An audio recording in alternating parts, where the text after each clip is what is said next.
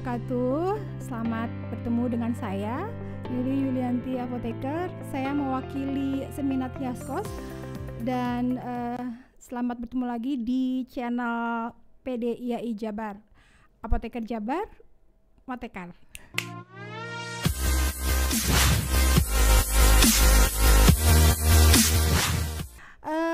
Pada kesempatan kali ini saya akan mewakili dari Seminat Hiaskos akan mengenalkan kepada para sejawat semua apa sih itu Hiaskos. Mungkin ada yang belum tahu Seminat Hiaskos seperti apa, kegiatannya apa, kemudian kompetensi apoteker apa saja yang diperlukan di dalam keseminatan Hiaskos. Oke, kita mulai ya.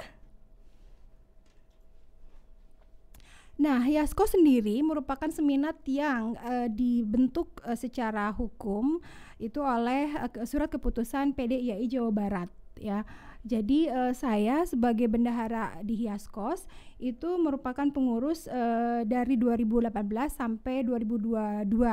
Jadi setiap kepengurusan Hiaskos itu memiliki periode waktu 4 tahun. Ini merupakan beberapa dasar hukum yang mendasari pembentukan Seminat Hiaskos dan kepengurusannya. Oke, nah saya kenalkan di sini apa itu Seminat Hiaskos. Jadi Hiaskos itu merupakan seminat yang dikhususkan dalam fokus dalam kosmetik, karena kosmetik merupakan juga salah satu peran atau wilayah apoteker, profesi apoteker, sehingga di sini diperlukan suatu organ ikatan lain di luar organisasi IAI yang memfokuskan di bidang kosmetik gitu. Nah, ini kepengurusannya ditetapkan melalui keputusan PDIAI Jawa Barat, itu terdiri dari ketua, kemudian ada bendahara dan sekretaris, dan seminat ini memang berfungsi untuk memberikan edukasi, kemudian memberikan mengadakan kegiatan-kegiatan yang sifatnya lebih mengenalkan atau lebih meningkatkan kompetensi apoteker khususnya di dunia atau di peran kosmetik gitu, baik itu di industri kosmetik ataupun di pelayanan yang lebih kepada kosmetik. Anggotanya sendiri itu merupakan seluruh anggota IAI Apoteker yang khususnya bergerak di kosmetik, baik itu industri kosmetik ataupun misalnya di pelayanan seperti klinik estetik, atau kemudian bisa saja dari regulator yang memang bergerak sebagai evaluator di kosmetik gitu. Nah, untuk kedudukannya, karena ini adalah Hiaskos Jawa Barat, maka kami berada di bawah IAI PD Jawa Barat. Next, nah ini tugas dan fungsi Hiaskos sendiri. Jadi memang tugas utamanya adalah kita menjaga dan meningkatkan kompetensi apoteker melalui pelaksanaan kegiatan diskusi, seminar ilmiah, kemudian kalau saat ini mungkin webinar, agar para apoteker khususnya apoteker-apoteker baru, sejawat apoteker yang baru ini lebih memahami sebetulnya di dunia kosmetik itu apa saja sih peran apoteker yang bisa dioptimalkan, kompetensi apoteker apa saja sih yang bisa dioptimalkan gitu. Kemudian kita juga menyusun pedoman dan peraturan yang khususnya bergerak di kosmetik ya. Kadang memang kami juga ada audiensi misalnya dengan Badan POM gitu dalam perumusan peraturan perundang-undangan untuk misalnya perubahan undang-undang atau misalnya peraturan yang baru dalam hal tata laksana regulasi kosmetik itu sendiri. Kemudian membangun, mengelola dan mengembangkan publikasi ilmiah, lalu membantu sosialisasi kebijakan IAI, karena memang kami bagian dari PDIAI Jawa Barat khususnya, jadi kami harus ikut mendukung dan mensosialisasikannya. Lalu melakukan komunikasi, interaksi dan kerjasama dengan himpunan atau seminat yang lainnya, lalu memfasilitasi, mengkoordinasi keberadaan serta pengembangan himpunan seminat yang sejenis, dan melaksanakan tugas-tugas lainnya tentunya yang kita lebih fleksibel lah ya, untuk intinya untuk meningkatkan kompetensi apoteker, kemudian untuk lebih bekerja sama biar para sejawat apoteker ini juga lebih dapat berperan di bidangnya masing-masing, seperti itu. Nah, ini kalau dari data SIAP yang diambil 2021, ternyata sebaran apoteker yang terbesar masih ada di wilayah apotek. Jadi teman-teman sejawat apoteker kita ini memang masih banyak di apotek, di pelayanan. Sekitar 46,8% masih bergerak di dunia pelayanan. Lalu yang kedua adalah rumah sakit atau klinik. Ini juga masih pelayanan ya. Jadi memang apoteker, sebaran apoteker masih banyak berperan di dunia itu. Lalu kalau untuk di industri sendiri itu masih sedikit, sekitar persentasenya tidak ada, tapi masih sedikit. Nah, sebetulnya mungkin ada peran-peran lain yang bisa dikembangkan oleh apoteker selain pelayanan. Tentunya memang itu yang peran utama. Tapi di industri atau misalnya di tadi regulator atau sebagai konsultan atau yang lainnya itu masih sangat terbuka, di mana kita mempunyai dasar sebagai apoteker itu untuk berperan di bidang-bidang tersebut. Nah, kali ini saya ingin mengenalkan nih sebetulnya apa sih peran apoteker itu di bidang kosmetik khususnya.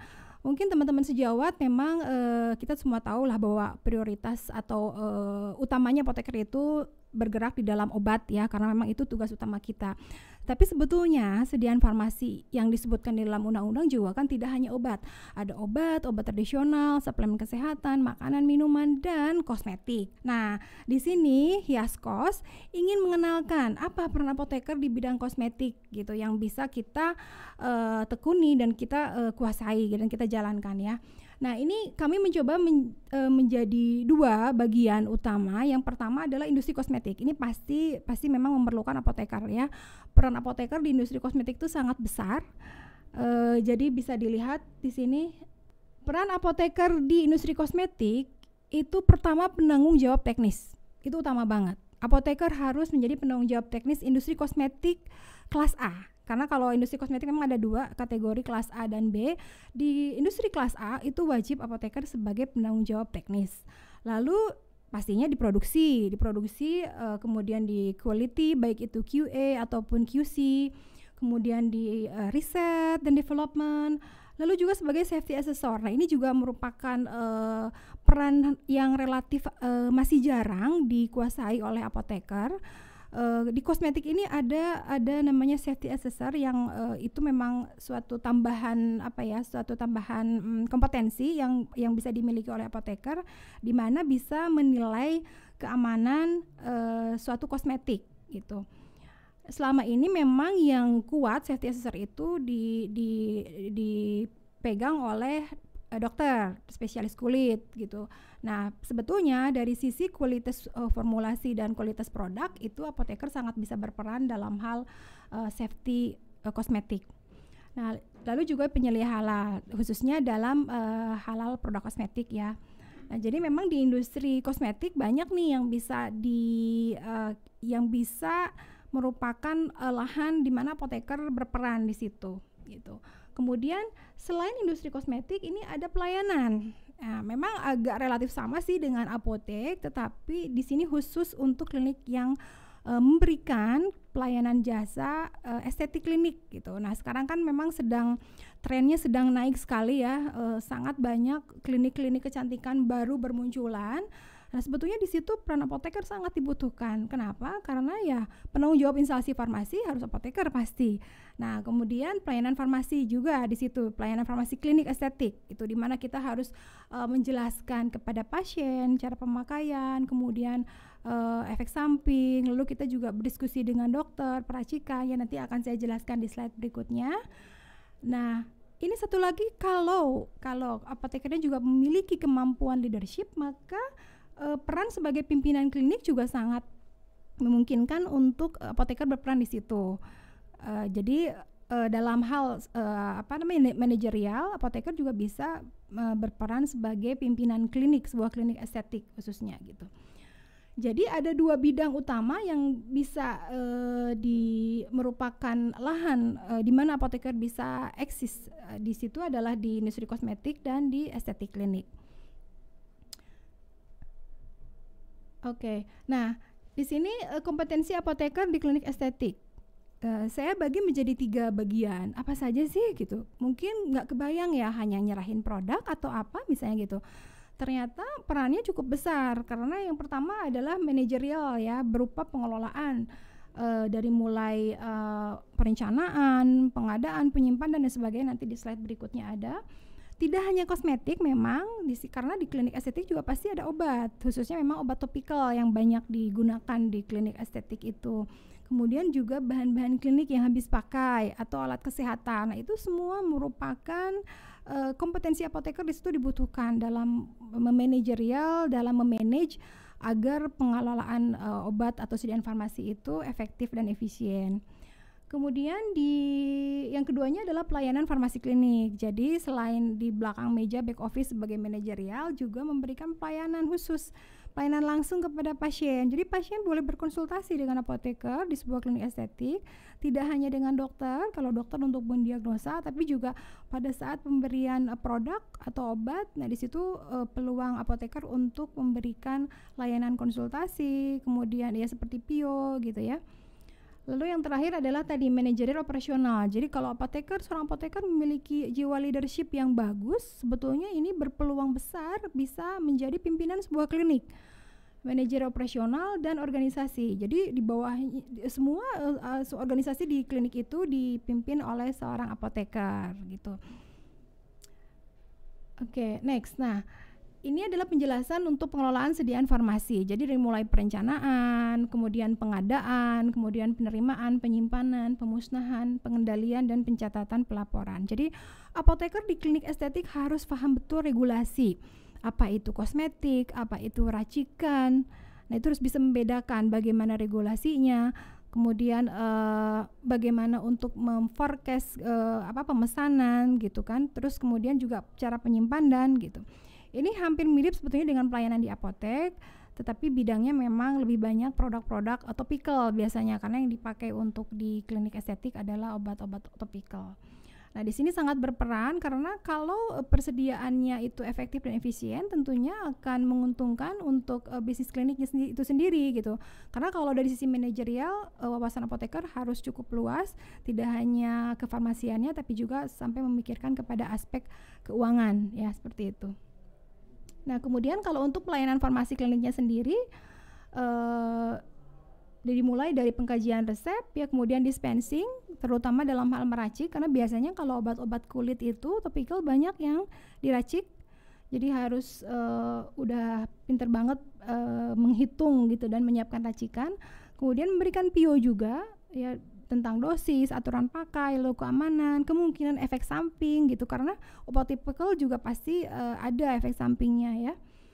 Kemudian konseling. Nah, misalnya ada pasien-pasien tertentu yang mengalami kondisi kulit yang lumayan berat sehingga diberikan obat topikal yang cukup berat dengan warning atau peringatan yang harus khusus. Nah, itu peran apoteker harus mengingatkan kepada pasien tersebut. Misalnya kalau di klinik estetik mengenai tapering off penggunaan steroid misalnya. Nah, itu harus diberikan informasi kepada pasien bagaimana cara pemakaiannya.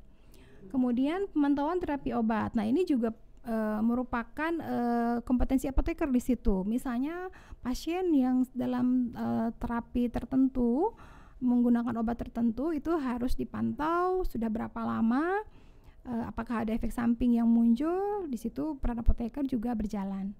Dan terakhir adalah monitoring efek samping. Kalau memang ada ruam atau bahkan sampai parahnya misalnya hipersensitif terhadap obat yang digunakan, di situ apoteker harus segera mencarikan solusi bersama-sama dengan dokter nanti untuk mengatasi efek samping pasien tersebut.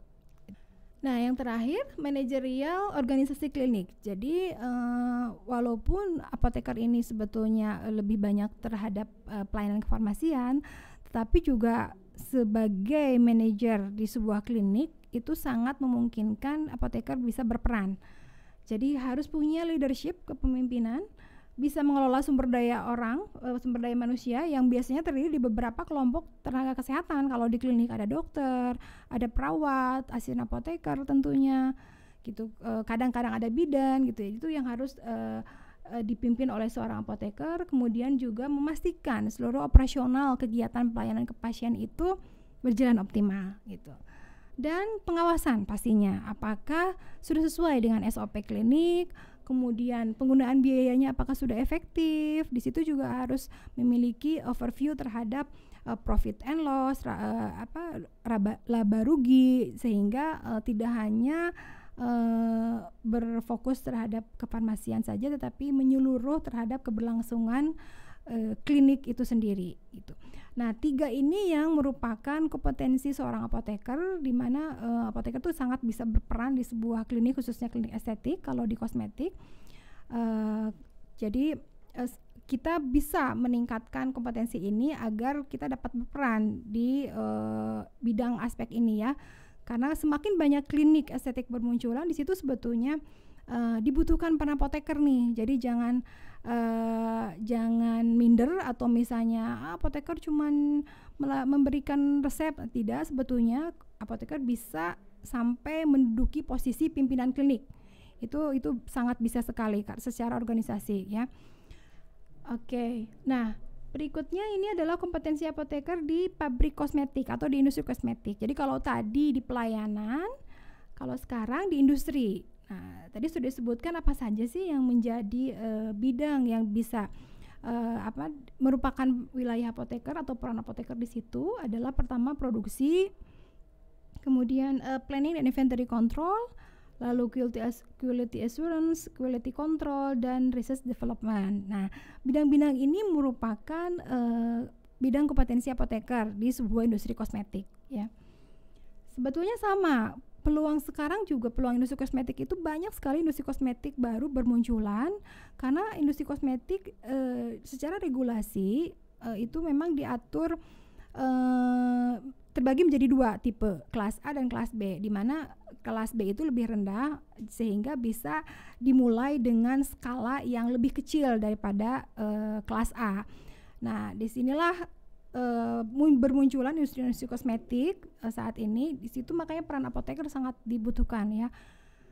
Nah, ini kalau penjelasannya di bidang produksi, misalnya apoteker memang ya harus menguasai formula pasti, kemudian teknik produksi, batch produksi dan sebagainya. Lalu harus bisa menginvestigasi ya alur produksi dari awal sampai akhir itu harus dikuasai. Kemudian juga di persediaan harus seorang apoteker harus tahu bagaimana caranya membuat perencanaan, forecast, perencanaan untuk bahan baku, bahan kemas gitu. Dibagi menjadi berapa termin, biayanya berapa, kemudian berapa resiko hilangnya. Nah, itu semua harus dikuasai oleh seorang apoteker sehingga dampak akhirnya akan memberikan profit terhadap industri itu sendiri gitu.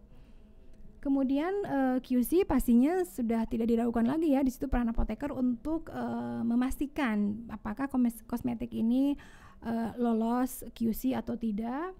Kemudian QA juga sama, tapi kalau QA lebih besar, jadi lebih menjamin terhadap keseluruhan proses bahwa pembuatan kosmetik itu semuanya tidak ada yang semuanya memenuhi standar, dari mulai produksinya, kemudian sarana pendukung, sampai pada akhirnya QC-nya gitu.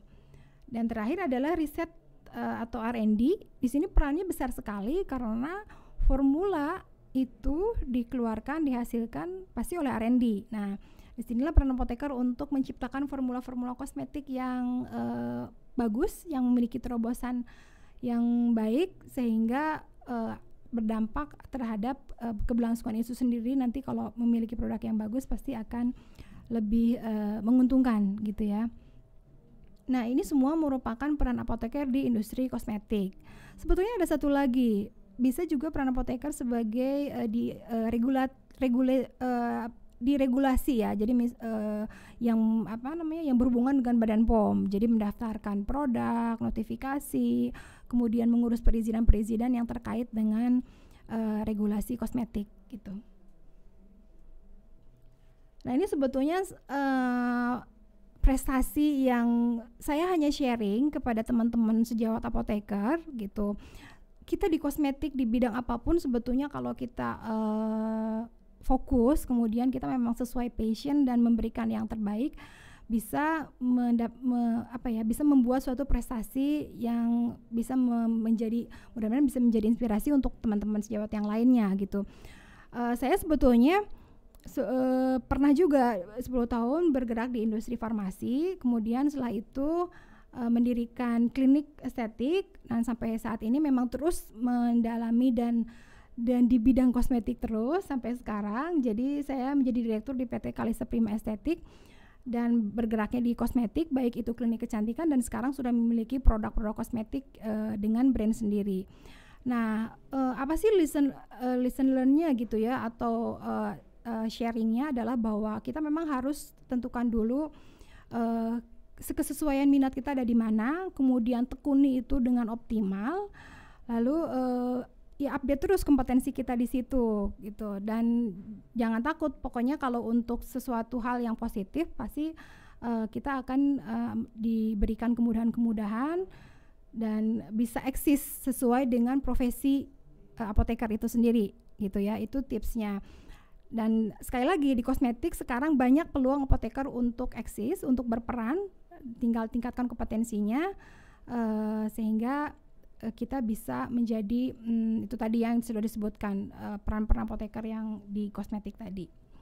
Oke, nah ini terakhir saya kenalkan pengurus Seminat Hiaskos. Jadi ketuanya adalah Ibu Fermi. Ibu Fermi kebetulan beliau adalah manajer produksi, GM produksi PT Rohto ya, sebuah perusahaan yang besar, dan PT Rohto juga memang selain memproduksi obat juga memproduksi kosmetik gitu. Kemudian ada sekretarisnya adalah Pak Rizky, beliau juga bergerak di industri kosmetik, dan saya sendiri kalau saya bergerak di pelayanan di klinik estetik di retail gitu, seperti itu. Nah, mudah-mudahan cerita singkat saya mengenai Seminat Hiaskos ini bisa memberikan sedikit inspirasi dan wawasan buat teman-teman sejawat yang lainnya mengenai kosmetik gitu, memberikan sedikit overview mengenai peran apoteker di dunia perkosmetikan gitu. Nah, satu lagi, tren kosmetik naik terus nih. Nah, makanya ayo kita tingkatkan kompetensi apoteker untuk ikut berperan serta di dalam perkembangan industri kosmetik di Indonesia. Oke, sekian sharing dari saya. Terima kasih atas perhatiannya. Terima kasih untuk yang sudah mendengarkan. Mudah-mudahan bermanfaat. Sampai bertemu lagi di lain kesempatan. Assalamualaikum warahmatullahi wabarakatuh. Apoteker Jabar, Moteker.